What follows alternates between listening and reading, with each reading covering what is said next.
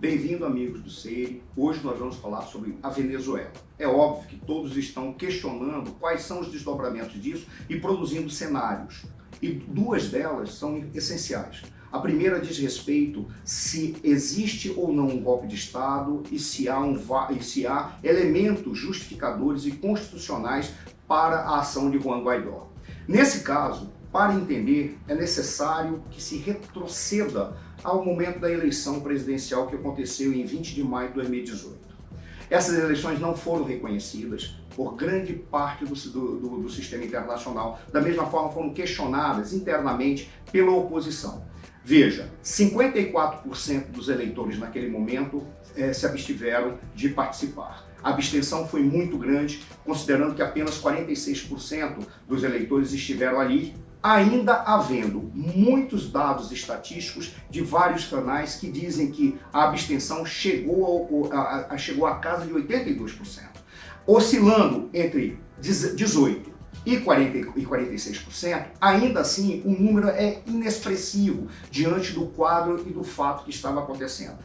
Há outros elementos que precisam ser trazidos à tona para se entender aquela eleição. Onde que estava o questionamento?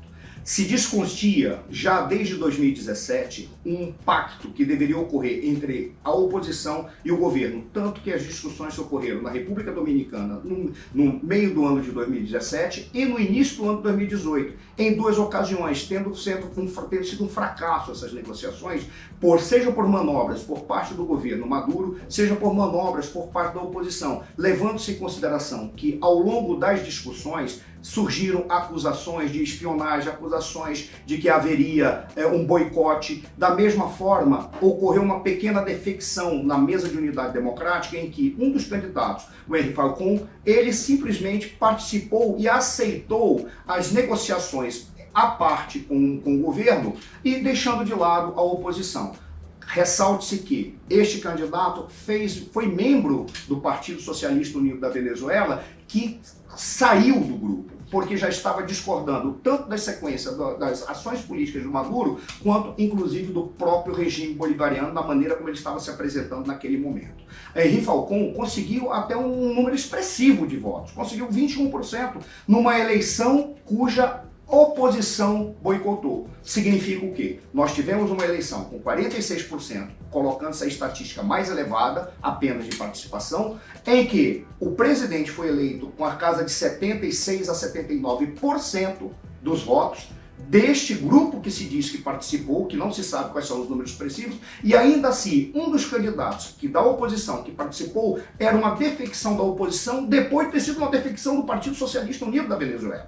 Foi uma eleição que foi questionada em amplos setores por várias práticas que ocorreram, como, por exemplo, a impossibilidade de que houvesse um sigilo do voto garantido por manobras feitas pelo governo, dentre elas os chamados pontos vermelhos que foram colocados próximos das zonas eleitorais para que os eleitores fossem ali garantir, por intermédio da sua carteira da pátria, que é a carteira que garante os benefícios assistencialistas do governo, de que iriam votar, porque aquele que não votasse perderia os benefícios dados pelo governo Maduro. Esses fatos foram considerados pela eleição e por vários elementos observadores da comunidade internacional de que tiravam a lisura do processo e obrigavam segmentos da população a votar exclusivamente no governo Maduro, sob pressão de perderem os benefícios sociais. Fatos como esses foram divulgados pelo mundo e fatos como esses associados a outros, como por exemplo a questão de os opositores não terem possibilidade de garantia da lista que fizeram para a preservação da lisura, dentre eles uma neutralidade do Conselho Nacional Eleitoral que está todo ele vinculado ao governo Maduro, para que as supervisões fossem feitas de uma forma adequada.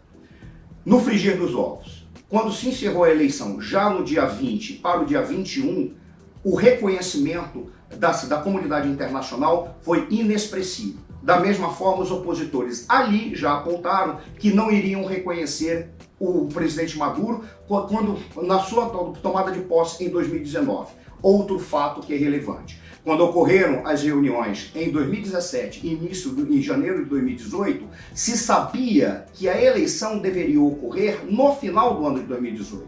O Maduro desejava torná-la em abril de 2018 e conseguiu adiar no máximo para maio de 2018, apesar de todos os opositores alegarem que isso não seria possível, porque não daria tempo para que a oposição apresentasse de uma forma correta a sua disputa e apresentasse com elementos concretos de um programa de governo, algo que era uma exigência para esclarecer à sociedade quais seriam os caminhos para a crise, para a saída da crise que ali se abatia. O de Maduro ocorreu a vacância, já que não dava para aceitar. Ou seja, constitucionalmente, o que o Juan Guaidó está fazendo é válido. Partindo do princípio de que as eleições foram deslegitimadas. E foram deslegitimadas mesmo com os 200 observadores internacionais que lá estiveram, os quais houve acusação internacional de que eram indivíduos convidados pelo governo Maduro por associação ao governo. Dentre eles, o ex-líder espanhol Zapatero, que inclusive participou de uma forma muito intensa de uma campanha internacional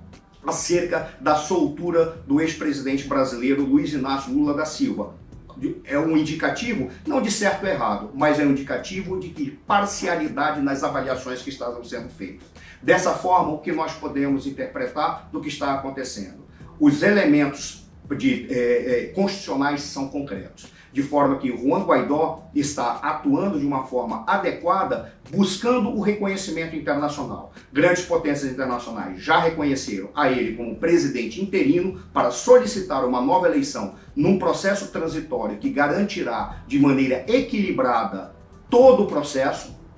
E além disso, ele já está entendendo dois fatos que precisam ser tratados de maneira estratégica. O primeiro deles, garantir para a China e Rússia que todos os seus ativos aplicados na Venezuela serão respeitados, bem como contratos que foram assinados com esses dois grandes países, que estão apoiando Maduro não por vínculos ideológicos ou por alianças partidárias. Não é esse o fato. São investimentos muito pesados que esses dois países têm na Venezuela e eles precisam ter apenas a segurança de que um novo governo não os desrespeitará. Se ele conseguir mostrar para os dois países que haverá respeito aos contratos firmados, bem como preservados os ativos russos e chineses em território venezuelano, certamente essas duas potências, se não mudarem de lado, pelo menos adotarão um procedimento de neutralidade.